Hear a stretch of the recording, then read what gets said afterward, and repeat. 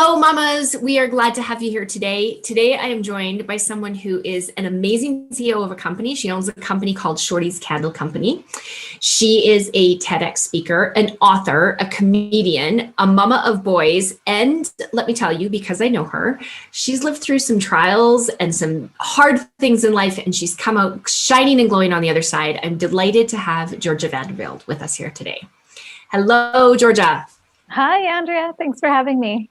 Oh, I'm so glad to have you. So I'm curious, what's one time you thought you've completely messed up as a parent and then it's ended up turning out okay now? One time I completely messed up as a parent. I get a really good parenting award for this. So we went down to the river one day. I had this fabulous idea. I was going to pick up my kids and we were going to go to the river and we were going to get exercise and no one was going to spend time on video games. It was going to be fantastic. We got down to the river and we are walking along and I tell him, oh, well, we're just going to walk for maybe 5 or 10 minutes. But in my mind, we were really going to walk for an hour, 5 hours or something just amazing and fun. Well, in my mind, it's amazing and fun. But to these little guys, apparently it wasn't. I'm still shocked by that. But we're walking along and then my youngest son stops. He's like, I'm not going any further. I'm not going any further. And he starts screaming and he's yelling his heart out. We're on this bike path down by the river. There are old people walking along, giving us dirty looks. And I just want him to walk. And I walked over to him and I was like, hey, come on, let's just keep going. Let's just keep going. And he kicked me and I kicked him back. And it wasn't hard. I didn't punch him. I just kicked him in the same fashion he had kicked me. Really wasn't the right thing to do. I totally get that, but I did. Well, then we ended up walking back to the truck. Actually, what happened was I kept walking and my older son and we kept walking. We probably walked for 10 minutes and I kept looking back and my other child just never followed us. So finally I was like, he's going to either get kidnapped by homeless people or he's going to go for a swim in the river and he's not supposed to do that. Current's too strong. So I go back and I find him and he's still sitting in the middle of the sidewalk and he's angry. And I said, fine, let's go. And I was not kind to him at all. I said, let's go. So we made it all the way back to the truck. I'm like, get in now. We're going home. You're not playing video games for the rest of your life. And he goes, I'm not getting in. I'm not doing anything you want me to. And he will not get in the truck. He refuses. And he sits down on the sidewalk. So I got in the truck and I drove away. And then I thought, well, he's still going to get kidnapped by homeless people. So I drove back. And I was really only went around in a circle and came back. But he still wouldn't get in the truck. And he sat there. And all of a sudden, I remembered this saying that my friend Stacy had shared on an Instagram post. She said, when you think they're being difficult, it said, it's not that they're being difficult. It's that they're having a difficult time. Mm-hmm. And that saying just hit me so hard. And I went, oh, he's having a difficult time. So I parked the truck and I got out and I walked next to him and I sat down next to him. And I just let him yell at me. And he yelled and yelled and yelled.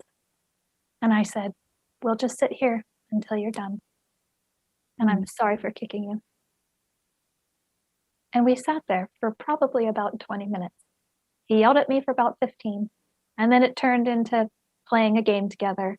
And then it turned into getting into the truck. Mm-hmm. And I felt like I had really screwed up. But I learned a lesson and I connected with him. And I learned how to spot when he's having a difficult time. And that's made a big difference for us going forward.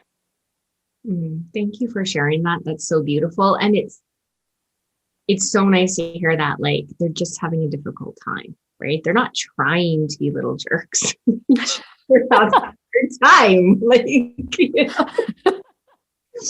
So I'm curious, who do you admire as a parent? Who do I admire as a parent? There are a lot of people. I mean, I could look at my husband and say, I think he's an amazing parent. I mean, he's that person that looks and he's like, my child needs this and my child needs this, and I'm going to give them all the time in the world. So I think that that's really cool.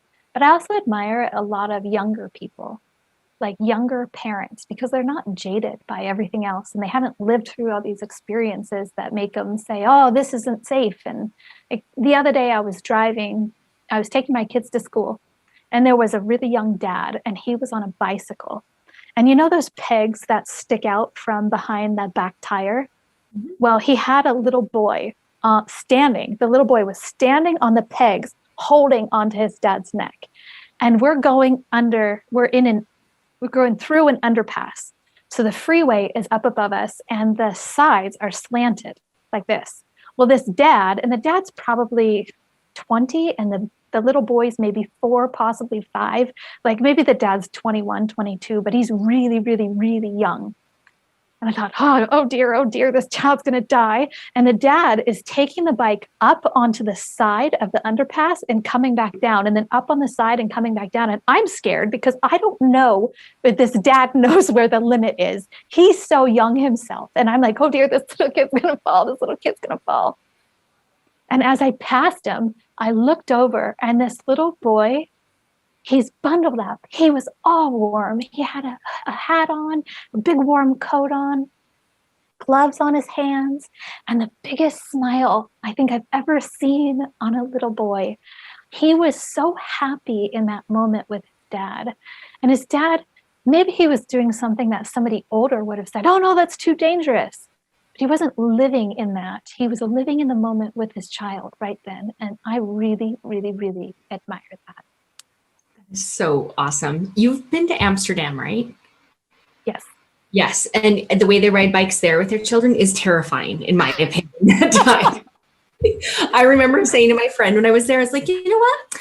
We should buy some of these bikes and take them home, and then let somebody ride them downtown my city and see how long before the cops are called, because it's totally different than what we do. Here you'd just be invited into the homeless crowd. They'd be like, come live down by the river with us. What's one lesson your kids have taught you? One lesson, don't ask for what you don't want. You will always get what you expect. I used to, every morning during my meditation, I would ask for these wonderful things. I would ask for kindness and happiness and patience and all of this stuff. I was given the opportunity to practice my patience every single day because I asked for it. And it dawned on me one day to stop asking. And from that day, I almost never have to practice my patience. It was like the biggest light bulb. I'll get what I expect. So don't ask for what I don't want. Oh, that's amazing. Yeah, no more patience. I once told someone I don't want to be more patient. And what is, if you could speak to mamas from your place of experience and the things you've learned, what's one takeaway you would love for moms to know about parenting? One takeaway that I think I have to personally relive and continually tell myself is that I am worthwhile and you are worthwhile. And I continually have to remember little things like it's okay to buy your favorite type of ice cream because you're worthwhile. It's okay to take the first shower because you're worthwhile. It's okay to have the first orgasm or the only orgasm because you're worthwhile. It's okay to do these things and to treasure them and to love yourself for who you are because you are worthwhile. That's so beautiful and perfect. I want to clip just that and put it all over the place. Buy your favorite. I am worthwhile. I am worthwhile. Self-love is buying your own kind of ice cream, like your favorite kind. Okay, I'm a little curious. What's your favorite kind of ice cream? I haven't eaten ice cream for so long. I've had this kind. It's actually sugar-free and it is gluten-free and it is chocolate chip cookie dough ice cream, and it comes in the smallest, most expensive container in the world, but it is really yummy.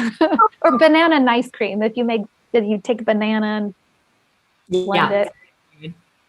Thank you very much for sharing with us and joining us and keeping us entertained and being real. It was so fun to have you here. Thank you so much. Definitely. Thank you so much for having me.